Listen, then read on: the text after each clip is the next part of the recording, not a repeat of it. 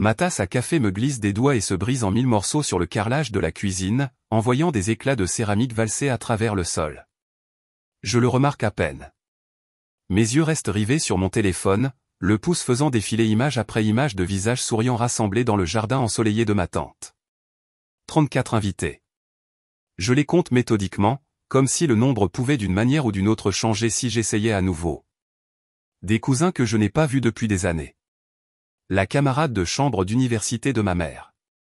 Même la grand-tante Juliette, qui a besoin d'un déambulateur pour se déplacer. Tout le monde sauf moi. Les photos de la fête prénuptiale montrent des tables drapées de nappes couleur crème, des centres de tables floraux dans les tons corail et menthe préférés de Flora, et des flûtes de champagne levées pour d'innombrables toasts, une célébration méticuleusement planifiée des semaines, peut-être des mois, à l'avance. Une célébration dont j'ignorais l'existence jusqu'à cet instant. La piqûre est plus vive car le mois dernier encore, j'ai envoyé à Flora une carte de félicitations manuscrite avec des fleurs séchées de mon jardin de balcon. J'avais même proposé de l'aider à concevoir les supports de son mariage, invitation, programme, tout ce dont elle aurait besoin gratuitement, un cadeau d'une cousine à une autre. Mon appartement en copropriété à Lyon me semble soudain froid malgré le soleil printanier qui entre à flot par les fenêtres. La lumière qui me réchauffait il y a quelques minutes me semble maintenant crue, révélatrice. Je réalise à ce moment-là que je n'ai pas seulement été oublié. J'ai été délibérément effacé. Je m'affale sur un tabouret de cuisine, les souvenirs m'envahissant comme une marée à laquelle je ne peux échapper.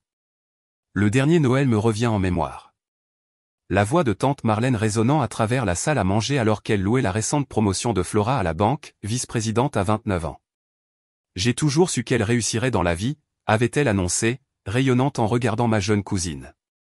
Puis le regard de tante Marlène s'était tourné vers moi, son sourire s'amenuisant. Est-ce qu'Océane continue son petit passe-temps, les logos et ce genre de choses? Ce petit passe-temps qui a payé cet appartement. Ce petit passe-temps qui a bâti une liste de clients comprenant 3 marques nationales. Mes parents étaient restés assis en silence, hochant la tête, tandis que les membres de la famille présentaient Flora comme la favorite, juste devant moi. Même lorsque j'avais mentionné la compte sur mon appartement 140 000 € que j'avais économisé sur 7 ans, la conversation avait rapidement pivoté de nouveau sur la bague de fiançailles de Flora. Mes mains tremblent alors que je reprends mon téléphone. Je cherche les coordonnées de ma mère et j'appuie sur appeler avant de pouvoir me raisonner. Elle répond à la 4e sonnerie. Océane? Tout va bien? Sa voix contient cette note familière d'inquiétude teintée de jugement, comme si elle avait déjà décidé que la raison de mon appel était une réaction excessive. Il y a eu une fête prénuptiale pour Flora hier, ma voix sort plus stable que je ne l'aurais cru. Tout le monde était là. Pourquoi n'ai-je pas été invité? Une pause lourde s'étire entre nous, puis un soupir. Oh, ça. Eh bien, Marlène pense que tu ramènes toujours tout à toi. Flora mérite sa journée spéciale. L'accusation me frappe comme une gifle. Ramener tout à moi. Quand est-ce jamais, s'il te plaît, ne commence pas, Océane. C'est exactement ce que nous voulions éviter. Ta cousine mérite d'être célébrée sans drame. Je me redresse, prenant soudain conscience que mes épaules étaient voûtées, mon corps se faisant instinctivement plus petit. Alors je suis. Un drame maintenant? C'est ce que vous pensez tous de moi. Ce n'est pas personnel, Océane.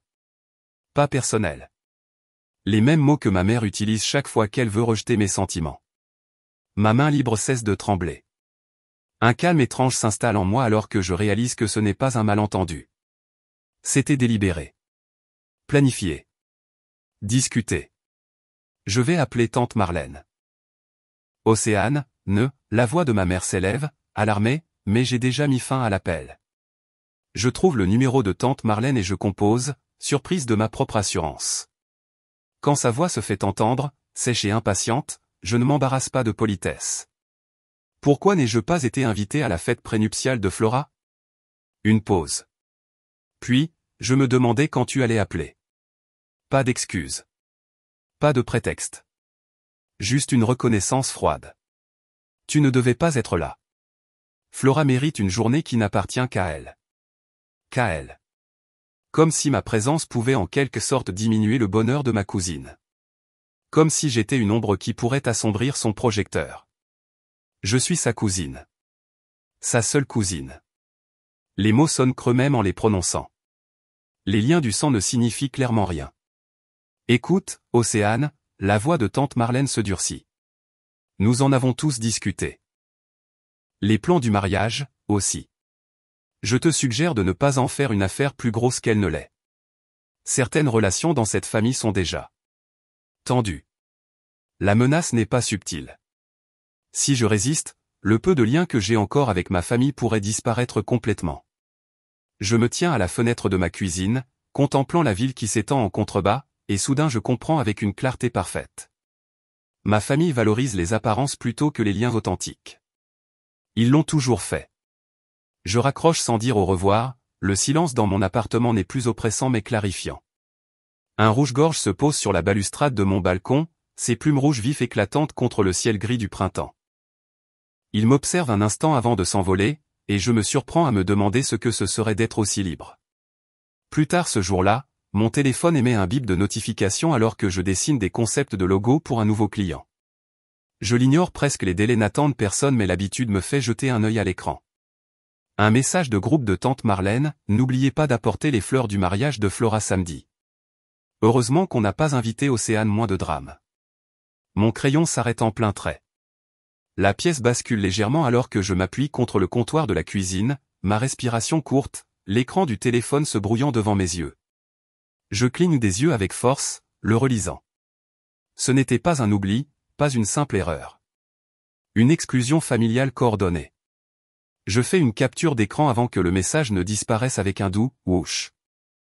Supprimé, mais pas avant que j'aie capturé la preuve. La notification montre Flora, tante Marlène, et ma mère toutes dans le groupe. Ma mère. Bien sûr. Le lendemain matin, je conduis jusqu'à la maison de banlieue de mes parents, la capture d'écran me brûlant dans la poche comme un pistolet chargé. Maman ouvre la porte dans ses vêtements de jardinage, une tache de terre sur une joue. Océane ? Quelle surprise. J'allais justement préparer du thé. Je la suis dans le salon où elle s'assoit dans son fauteuil préféré, s'y installant avec l'aisance confortable de quelqu'un qui se sent en sécurité dans sa position. Je reste debout, prenant soudain conscience des photos de famille disposées sur la cheminée. Flora est au centre de la plupart d'entre elles, mon visage à moitié caché dans l'ombre ou pris en train de cligner des yeux. J'ai reçu un message intéressant hier, dis-je en sortant mon téléphone. Envoyé par erreur, mais... Son visage change quand je lui montre la capture d'écran, pas de surprise, mais de la résignation. Elle n'essaie même pas de nier. Nous étions tous d'accord que ce serait plus simple ainsi, dit-elle en lissant des plis invisibles sur son pantalon. Flora mérite un beau mariage sans complications. Complications ? Le mot a un goût amer. Vous voulez dire moi. Allons, Océane, ne sois pas mélodramatique. Elle soupire, utilisant le ton réservé pour les moments où je suis difficile. Peut-être devrais-tu faire d'autres plans pour ce week-end de mai. D'autres plans, je répète, ma voix stable malgré le tremblement dans mes mains. Pendant que ma cousine se marie à l'hôtel du Grand Lac. Ce mariage à 90 000 €, où tous les parents éloignés que je connais à peine sont invités sauf moi. Les sourcils de maman se haussent légèrement. Comment savais-tu pour le lieu ? La cousine Rachel a appelé la semaine dernière pour demander si on pouvait covoiturer pour le mariage. Une petite satisfaction cruelle s'épanouit quand je la vois tressaillir. Elle supposait que j'y serais. Le silence s'étire entre nous comme un gouffre qui s'élargit de seconde en seconde. Ton père et moi pensons que c'est mieux ainsi, dit-elle finalement. Toute la famille est d'accord. Qu'a-t-on dit exactement à toute la famille à mon sujet, je demande, ma voix à peine plus haute qu'un murmure. Elle détourne le regard, tripotant un fil lâche sur sa manche. Juste que tu as toujours été sensible au fait que Flora reçoive de l'attention. La trahison me frappe comme un coup physique. Des années de fête où je suis resté assise en silence pendant que Flora était couverte d'éloges. Des années à voir mes réussites rejetées tandis que les siennes étaient célébrées avec des toasts au champagne. Vous essayez de m'effacer du récit familial, dis-je, la réalisation se cristallisant. Tout le monde croit déjà que je suis difficile parce que c'est ce que vous leur avez dit. Ce n'est pas vrai, proteste-t-elle, mais ses yeux ne rencontrent pas les miens. C'est vrai, et maintenant j'ai le choix, accepter d'être exclu ou risquer de perdre le peu de lien que nous avons encore. Maman se lève, se dirigeant vers la fenêtre. J'espère que tu prendras la bonne décision.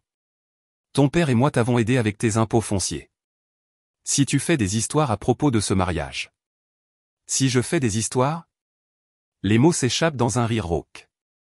Comme me défendre? Comme refuser d'être effacé? C'est exactement pour ça que Marlène a pensé qu'il valait mieux ne pas t'inclure. Sa voix se durcit. Tout devient un drame avec toi. Je pars sans dire au revoir, conduisant sans but pendant des heures. 3 délais de clients passent alors que je reste paralysé dans mon appartement, incapable de me concentrer sur les tâches de conception les plus simples. 3 jours de revenus potentiels s'envolent tandis que je fixe mon téléphone, attendant que quelqu'un n'importe qui dans ma famille dise que tout cela était une terrible erreur. Personne ne le fait. Ce soir-là, Inès apporte de la nourriture thaïlandaise et du vin à mon appartement, écoutant tandis que je raconte chaque détail. Contrairement à ma famille, elle ne m'interrompt pas et ne rejette pas mes sentiments. C'est de la manipulation émotionnelle de Manuel, dit-elle en remplissant mon verre. Ils te font croire que tu es le problème alors que ce sont eux qui t'excluent. Sa validation est comme la première gorgée d'eau après des jours dans le désert. Marlène et ta mère font équipe pour contrôler le récit, continue Inès. Des dynamiques familiales toxiques classiques. Plus tard, seul sur mon balcon, je regarde les lumières de la ville s'allumer alors que la nuit tombe. Le rouge-gorge revient, se perchant brièvement sur la balustrade avant de s'envoler. Alors que j'étais assise là, sirotant un vin devenu tiède, je me suis demandé si je devais quand même assister au mariage et forcer une confrontation ou m'éloigner complètement et construire ma propre célébration ailleurs. La famille que j'avais connue toute ma vie s'éloignait. Mais valait-il la peine de se battre pour des relations qui causaient tant de douleur? Les photos de fiançailles de Flora apparaissent sur mon fil Instagram à précisément 8h17 du matin un mardi. Je suis à mi-chemin de ma première tasse de café quand son sourire radieux remplit mon écran, son fiancé la regardant avec une adoration étudiée sur fond de feuilles d'automne. La légende en dessous est plus tranchante que n'importe quel couteau, célébrons notre parcours avec ceux qui nous soutiennent vraiment, en gardant notre mariage intime avec seulement les personnes qui ont toujours été là. Mon téléphone vibre 3 fois de suite des messages privés de cousins avec qui j'ai échangé peut-être 10 mots lors de réunions de famille au fil des ans. Pourquoi causes-tu des drames pendant le moment spécial de Flora? La famille devrait se soutenir quoi qu'il arrive. Tante Marlène est tellement bouleversée par ton comportement. Je pose mon téléphone face contre le comptoir de la cuisine, ma main tremblant légèrement. Les accusations n'ont aucun sens jusqu'à ce que je réalise ce qui se passe. Ils réécrivent l'histoire, créant un récit où j'ai décliné une invitation plutôt que de reconnaître que j'ai été délibérément exclu. L'appel de ma grand-mère arrive ce soir-là alors que je fais la vaisselle, sa voix tremblante de déception. Océane, ma chérie, je n'aurais jamais pensé que tu refuserais de soutenir la journée spéciale de ta cousine.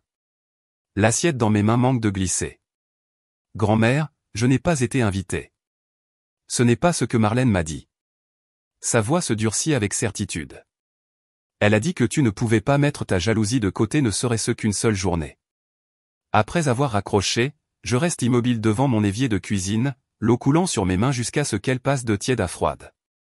L'histoire familiale à mon sujet prend forme sans ma participation. Selon Inès, qui parle encore à ma mère chaque semaine, tante Marlène partage des récits larmoyants de mes problèmes de jalousie, avec quiconque veut bien l'écouter. La semaine suivante, l'agence Barton annule notre contrat pour leur campagne de printemps. Le courriel est poli mais clair, nous avons entendu dire qu'il peut être difficile de travailler avec vous. Nous avons besoin de quelqu'un qui corresponde à notre culture collaborative. 3 jours plus tard, Maison Ouest se retire de nos discussions préliminaires. La perte de ces 2 projets ampute mes revenus trimestriels prévus de 25 000 €. Je retrace les liens méthodiquement, le directeur marketing de Barton joue au tennis avec mon oncle, le propriétaire de Maison Ouest fréquente la même église que tante Marlène. Le sommeil devient un lointain souvenir. Je passe des nuits penché sur mon ordinateur, à redessiner le site web de mon portfolio au lieu de me reposer. Chaque ajustement de pixels, chaque changement de couleur me semble être la reconquête d'un petit morceau de mon propre récit. À 3 heures du matin, les yeux brûlants à cause de l'éblouissement de l'écran, je me demande combien d'heures de travail il faudra pour distancer les murmures. Ma routine autrefois confortable se fracture. J'arrête d'aller au café Fleury, malgré leur parfait latte au lait d'avoine, parce que le club de bridge de tante Marlène s'y réunit le jeudi matin. Je fais un détour de 15 minutes pour faire mes courses dans une autre épicerie après avoir aperçu l'amie de ma mère, Caroline, en train d'examiner des pommes dans mon rayon de fruits et légumes habituel. Consulter les réseaux sociaux devient une forme d'automutilation. Chaque notification déclenche une réaction physique, pouls accélérés, respiration courte, doigts qui deviennent froids. Je commence à documenter chaque interaction avec la famille dans un journal relié en cuir, notant les dates, les mots exacts et les témoins présents. Les preuves me semblent importantes d'une manière ou d'une autre, bien que je ne sois pas sûr pour qui je les collecte. Le message anonyme arrive un dimanche matin, certaines personnes ne sont pas assez stables pour assister à des événements formels. Votre absence est une bonté pour tout le monde. Je reconnais la formulation, la cruauté particulière de tante Marlène enveloppée d'inquiétude. Le téléphone glisse de mes doigts sur le canapé alors que quelque chose en moi se brise enfin. La sonnette retentit à ce moment précis. J'envisage de l'ignorer jusqu'à ce que j'entende la voix d'Inès à travers la porte. Je sais que tu es là, Océane. J'ai apporté de la nourriture thaïlandaise et des magazines de mariage. Elle se tient sur mon seuil, tenant un sac en papier du Lotus bleu et une pile de publications glacées. Son sac d'appareil photo est en bandoulière sur son épaule. « Qu'est-ce que tu fais ici ?» Ma voix sonne creuse même à mes propres oreilles. Inès me pousse pour entrer dans l'appartement. Planifions quelque chose qui vaut vraiment la peine d'être célébré, une journée axée sur la joie, pas sur les apparences. Je suis sur le point de lui demander ce qu'elle veut dire quand la berline argentée de ma mère se gare dans la place de stationnement pour visiteurs visible depuis la fenêtre de mon salon. Mon estomac se noue. Appel client dans 5 minutes, je mens, attrapant mon ordinateur portable alors que ma mère frappe à la porte.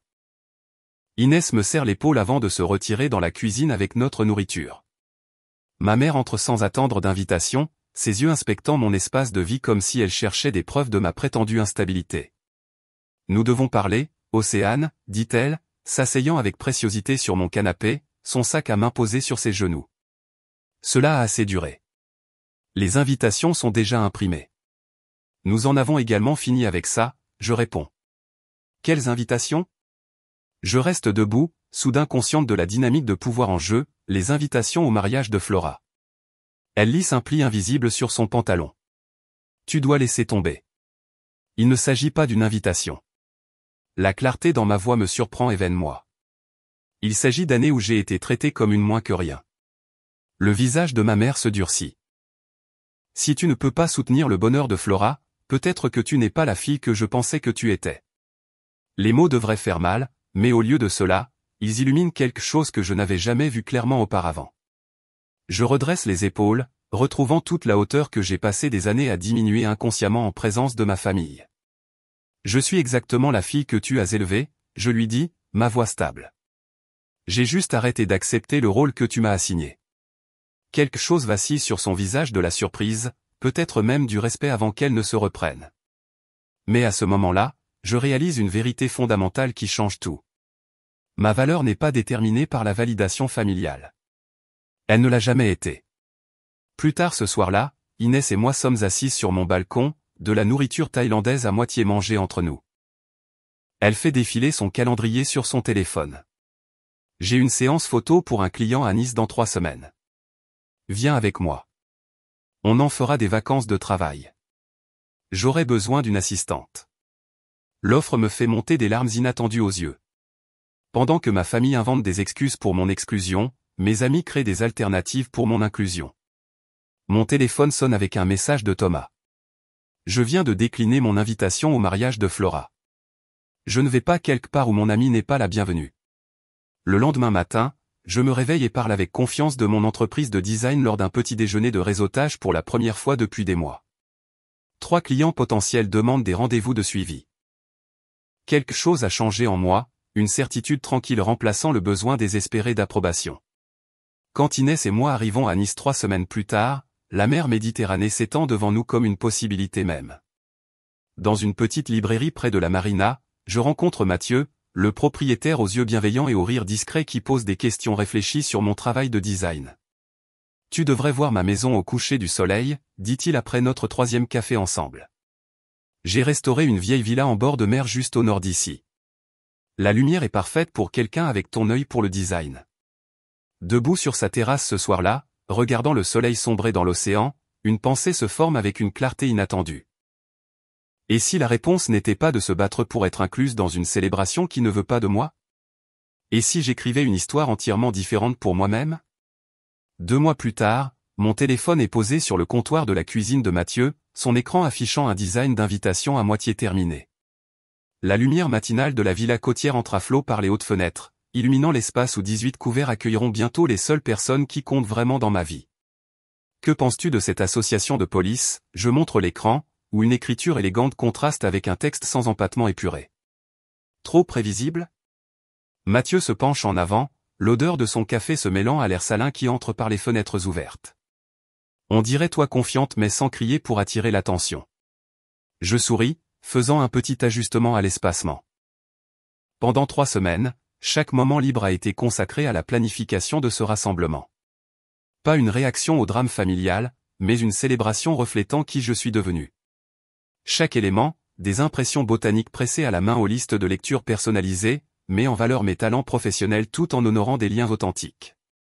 Le 15 mai, dis-je en traçant la date sur l'écran. Assez loin du mariage de Flora pour que personne ne puisse prétendre que je suis en compétition. Est-ce que ce qu'il pense a de l'importance? Demande Mathieu, sa voix douce mais stimulante. Ce qui importe, c'est que je connaisse mes intentions. J'enregistre le fichier et je ferme mon ordinateur portable. Il ne s'agit plus d'eux.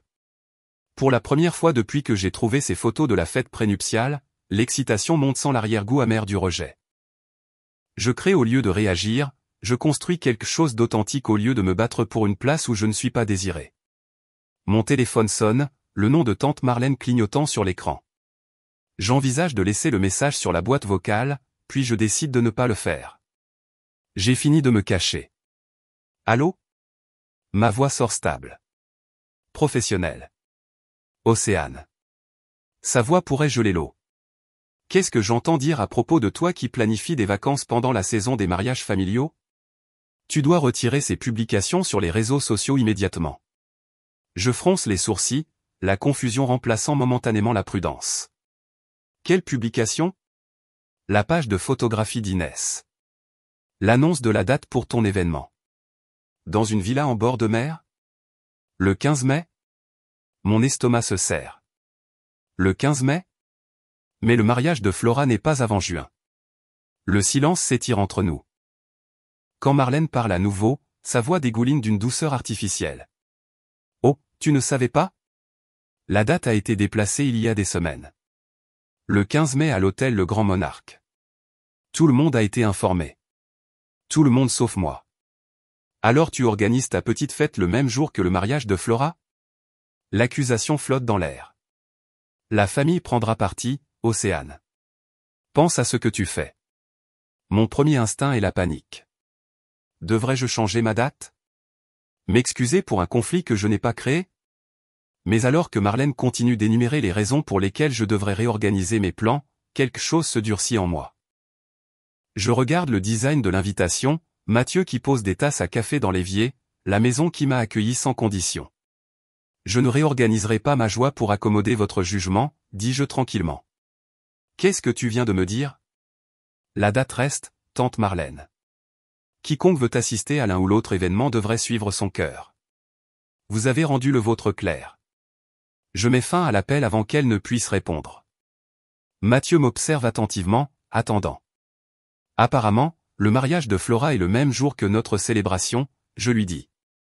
Pure coïncidence. Veux-tu changer notre date? La question reste en suspens entre nous. Avec les 2 cérémonies maintenant prévues le même jour, je faisais face à un choix. Reporter ma célébration pour éviter les conflits, ou poursuivre avec la journée que Mathieu et moi avions planifiée. Préserver la paix avec des gens qui m'excluaient valait-il la peine de perturber mon propre bonheur? Non, je réponds finalement. Nous gardons notre date. Mathieu hoche la tête, comprenant sans avoir besoin d'explication. C'est la différence entre la famille choisie et les liens du sang, l'une exige une performance, l'autre offre l'acceptation. Plus tard cet après-midi-là, mon téléphone vibre avec le message d'Inès. J'ai vu ton design final d'invitation. Magnifique. Considère les services de photographie comme mon cadeau à vous deux. Je souris, tapant mes remerciements en retour.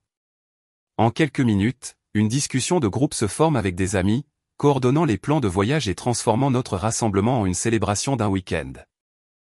Thomas propose de s'occuper de la sélection des vins, tandis que Jeanne veut arranger les fleurs des marchés locaux.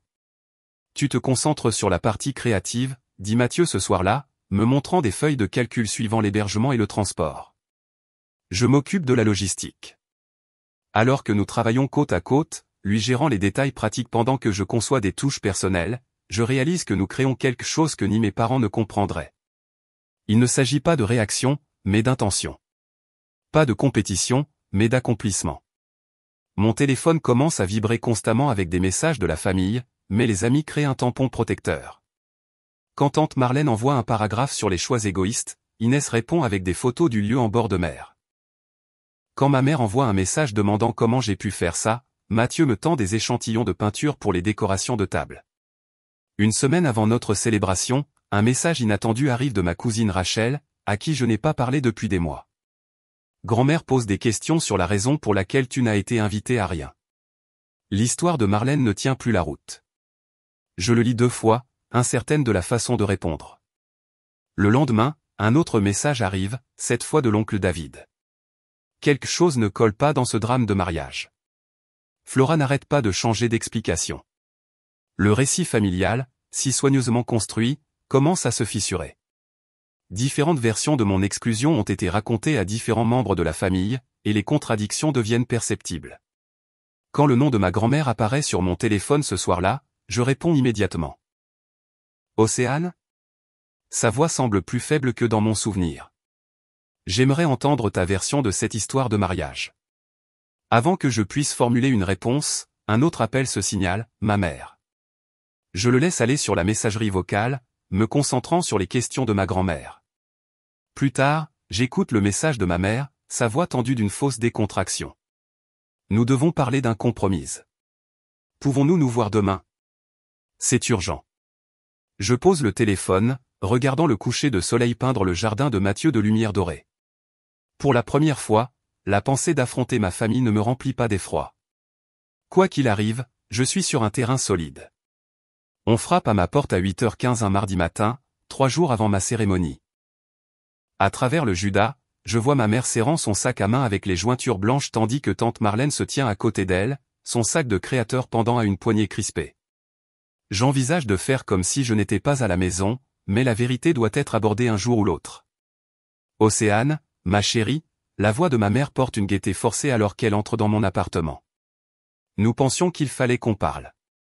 Tante Marlène suit, son regard balayant d'un air critique mon salon où des échantillons de design pour ma cérémonie avec Mathieu sont soigneusement disposés. Cela a assez duré, dit-elle, sans s'embarrasser de politesse. Je reste debout pendant qu'elle s'installe sur mon canapé. La dynamique de pouvoir semble différente maintenant. En leur présence, je ne me rabaisse plus. Nous aimerions proposer un compromis, dit ma mère, ses mains tripotant son alliance. Tu peux assister à la réception de Flora la partie du soir seulement. Si, ses yeux rencontrent brièvement ceux de Marlène, tu annules ta fête.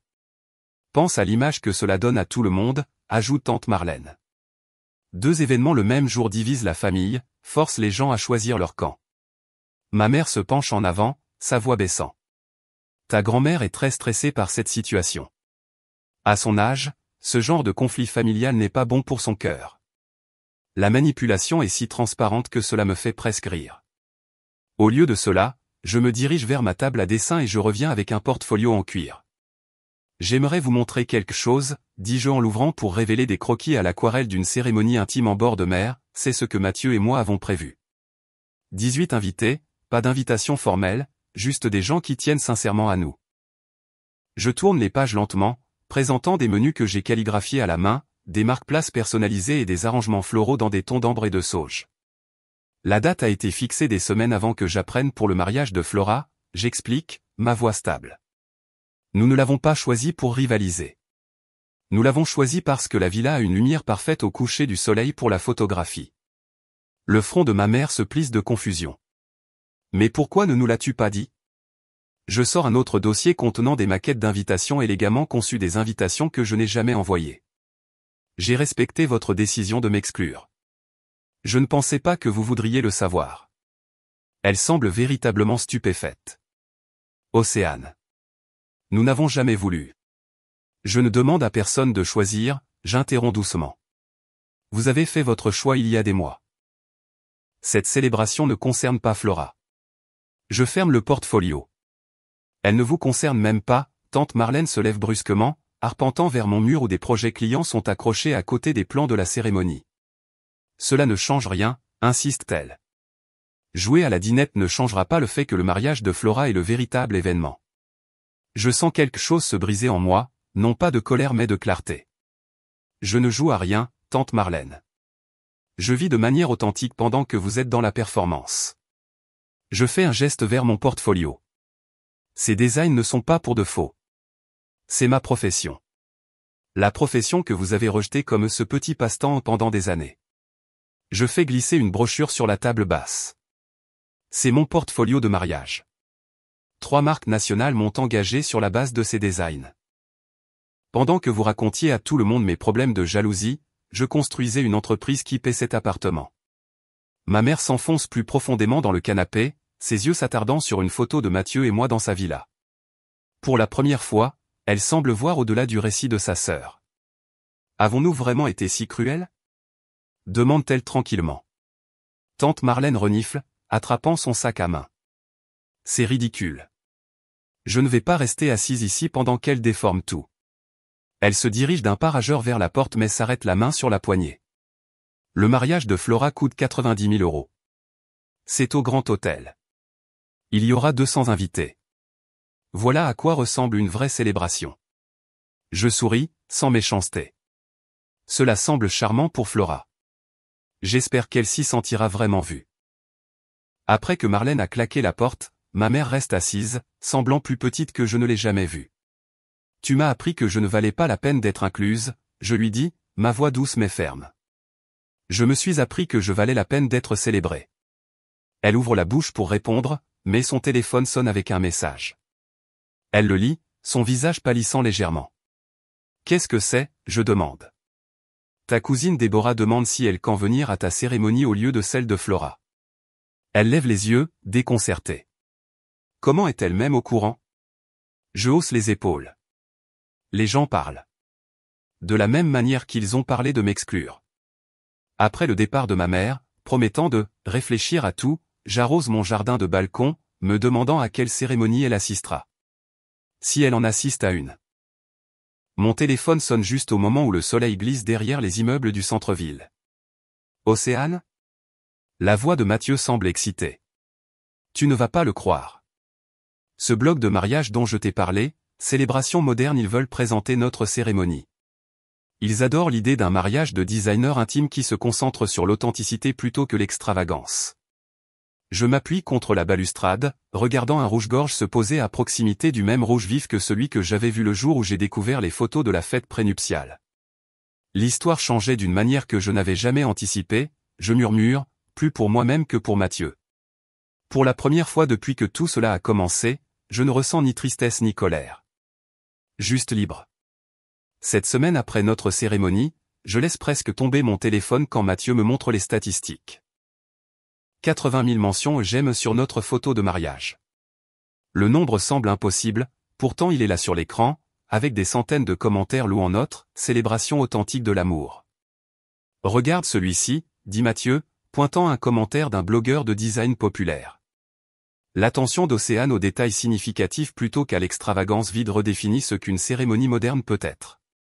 Je ris doucement, me souvenant de toutes les réunions de famille où je restais assise en silence pendant que les membres de la famille s'extasiaient sur les choix conventionnels de Flora. Maintenant, des inconnus célèbrent ma vision tandis que le mariage grandiose de ma famille à l'hôtel s'est estompé dans l'arrière-plan de la mémoire des réseaux sociaux. Le calendrier de mon entreprise de design déborde maintenant de rendez-vous. 3 grandes marques m'ont contacté depuis que l'article sur le mariage est devenu viral, triplant ma clientèle du jour au lendemain. Hier, une rédactrice du magazine du mariage, Provence a envoyé un courriel pour présenter notre cérémonie, demandant spécifiquement une interview sur mon travail de design. L'ironie, je dis à Mathieu alors que nous sommes assis sur notre balcon à regarder le coucher de soleil peindre l'horizon de Lyon. Ils m'ont exclu pour m'empêcher de voler la vedette. Et maintenant? La sonnette interrompt ma pensée. Un coursier livre une enveloppe couleur crème avec l'écriture distinctive de tante Marlène. À l'intérieur, une lettre laconique exige que je refuse l'article du magazine, par respect pour la vie privée de Flora en cette période difficile. Mes mains devraient trembler. Il y a 7 semaines, elle l'aurait fait. Au lieu de cela, une clarté calme m'envahit alors que je remets la lettre dans son enveloppe. « Que vas-tu faire ?» demande Mathieu, sa voix douce. Je me dirige vers mon bureau et sors un exemplaire du magazine qui a présenté mon portfolio de design le mois dernier. Je le glisse dans une enveloppe d'expédition avec une note que j'ai composée sans hésitation, je ne suis pas en compétition avec Flora. Je complète ma propre histoire. Aucune anxiété n'envahit mon système en scellant l'enveloppe.